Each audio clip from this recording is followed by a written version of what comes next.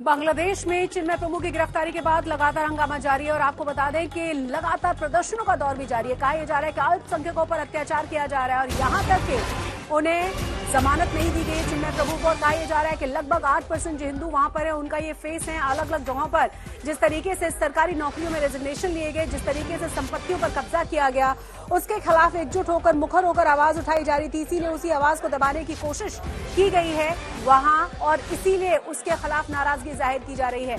अलग अलग जगहों पर मिसाल के साथ जुलूस निकाले जा रहे हैं, नाराजगी जाहिर की जा रही है, एकजुट हो रहे हैं तमाम हिंदू और लगातार प्रदर्शन जारी है। इस्कॉन पर बैन की बात लेकिन अब सामने आई है। मुख्य एजेंडा इस्कॉन पर बैन लगाना है, ये कहा गया है। चटगांव में वकील सैफुल की हत्या के बाद ये याचिका दायर की गई है। तो बांग्लादेश की हालत देखकर अब कई तरीके के सवाल भी उठने लग गए हैं, क्योंकि पहले हिंदू टारगेट किए गए, फिर महंत जब वहां गिरफ्तार हुए उसके बाद से हालात और ज्यादा वहां पर गंभीर होते हुए नजर आते हैं।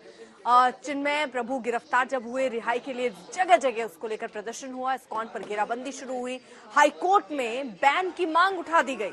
कोलकाता में भी जबरदस्त प्रदर्शन बांग्लादेश को लेकर हुआ, वहां पर भी सड़कों पर लोग उतरकर प्रदर्शन कर रहे हैं, खासतौर पर बीजेपी के नेता। सूर्याग्नि हमारे सहयोगी कोलकाता से जुड़ चुके हैं, क्योंकि बांग्लादेश में जिस तरह से ये आग लगी है अब उसकी तपिश जो है वो यहाँ पर कलकत्ता में भी महसूस की जा रही। सूर्याग्नि, जरा तस्वीरें दिखाई, किस तरह से प्रोटेस्ट हो रहे हैं? देखिए, प्रोटेस्ट जो है वो कल रात को भी हुए थे कोलकाता में, बीजेपी के नेतागण भी थे और हिंदू समाज के बहुत लोग भी थे। आज भी वैसा ही प्रोटेस्ट जो है वो प्लान्ड है, कुछ ही देर बाद से शुरुआत उसकी होगी। लेकिन ये भी कहना बहुत जरूरी है कि कुछ देर पहले हम लोगों ने बात की एक्सक्लूसिवली राधा रमन दास के साथ, जो वाइस प्रेसिडेंट है इस्कॉन के। इस्कॉन को बैन करने की जो बांग्लादेश में बातचीत हो रही है, एजी ने भी कहा है कि रैडिकल ऑर्गेनाइजेशन कहा है इस्कॉन को, उसको लेके बहुत ही शॉकिंग लगा है इस्कॉन को यहाँ पे। और मैं कह दूं कि जब हम लोग बात कर रहे थे तो इस्कॉन की तरफ से जो कहा जा रहा है कि दुनिया के जितने भी लीडर्स हैं वो अगर सो रहे हैं तो उनको जागना चाहिए। बहुत सारे इश्यूज पे world community, human rights community बात करती है, लेकिन अगर कोई सोने का भान करता है, नाटक करता है और इस पे नहीं कहता कुछ, तो आप कुछ नहीं कर सकते। भारत सरकार की स्टेटमेंट जो एमईए की तरफ से दी गई थी, उसके बावजूद बांग्लादेश सरकार की तरफ से जो रिप्लाई आया है वो भी बहुत ही शॉकिंग लगा है इस्कॉन को। लेकिन इस पूरे बातचीत में जो इस्कॉन का दावा है कि वो जनवरी 20 का इंतजार कर रहे हैं, क्योंकि उनको लगता है कि डोनाल्ड ट्रंप जब ऑफिस में ज्वाइन करेंगे, मतलब अभी तो प्रेसिडेंट इलेक्ट है, उसके बाद शायद इस पे कोई सुराहा निकले। जी सूर्याग्नि रॉय हमारी संवाददाता, आप बने रही है हमारे साथ। अब बांग्लादेश में हिंदुओं पर जो अत्याचार हो रहा है उसका असर हमारे देश में हो रहा है। कोलकाता में लोग सड़कों पर उतरे हैं, हिंदुओं में आक्रोश है और ये प्रदर्शन हो रहा है। बांग्लादेश में जिस तरह से हिंदुओं को तंग किया जा रहा है उसके विरोध में अब बांग्लादेश में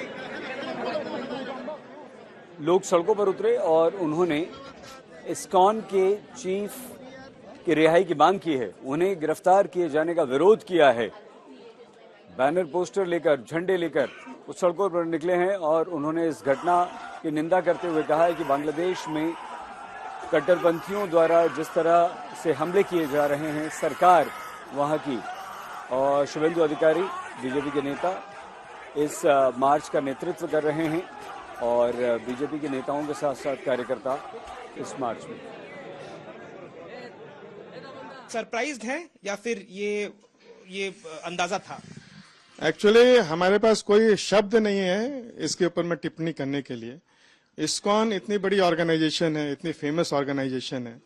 स्टीव जॉब्स, जब वो उनका एक स्टैनफोर्ड यूनिवर्सिटी का एक लेक्चर है, बहुत ही फेमस लेक्चर है, उसमें वो बता रहे हैं कि जब वो यूनिवर्सिटी में पढ़ाई करते थे तो उनके पास में इतना पैसा नहीं था कि वो अच्छा मील ले सके, तो वो क्या करते थे, वो 8 मील पैदल चलकर इस्कॉन मंदिर जाते थे और वहां पर जो शाम के वक्त फ्री खाना दिया जाता था उसको खाते थे।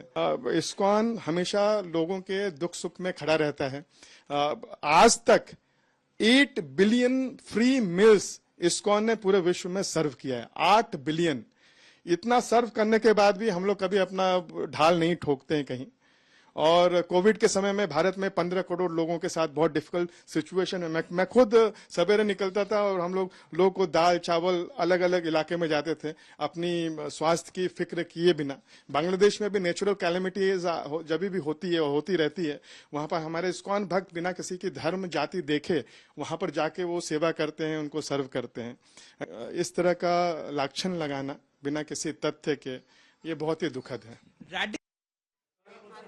ज्यादा जानकारी के साथ हमारे संवाददाता सूर्याग्नि लगातार बने हुए। सूर्याग्नि, कहा जा रहा है कि आज शाम के लिए भी कई अलग अलग जगहों पर प्रदर्शनों का प्लान है। देखिए, प्रदर्शनों के बहुत सारे प्लान हैं। कुछ ही देर बाद से बीजेपी के एमएलएस का जो प्रदर्शन है वो भी शुरू हो जाएगा। बांग्लादेश हाई डेप्यूटी कमिश्नर तक ये प्रदर्शन जो है वो चलेगा। उसके बाद बांग्लादेश हाई डेप्यूटी कमिश्नर को एक मेमोरेंडम भी सबमिट करेगी बीजेपी। इसमें ये भी कहना बनता है कि एक कॉल दिया गया है बीजेपी के नेता शुभेंदु अधिकारी की तरफ से कि सोमवार तक अगर चिन्मय दास को रिहा ना की जाए, बेल ना दिया जाए, तो बांग्लादेश और भारत के जो सबसे बड़े बॉर्डर है पेट्रापोल साउथ नॉर्थ 24 परगना में कोलकाता बांग्लादेश और भारत का जो बॉर्डर है पेट्रापोल, उसी के सामने बीजेपी के नेता हो या फिर दूसरे लोग हो, सभी को बुलावा दिया गया है कि प्रोटेस्ट, एक धरना प्रोटेस्ट, सिंबॉलिक प्रोटेस्ट पीसफुल करना है। बीजेपी के नेता शुभेंदु अधिकारी का ये बयान कल आया है और सोमवार को अगर चिन्मय दास को बेल नहीं मिलता तो ये धरना जो है वो पेट्रापोल बॉर्डर के सामने बहुत सारे लोगों के साथ शुभेंदु करने वाले हैं।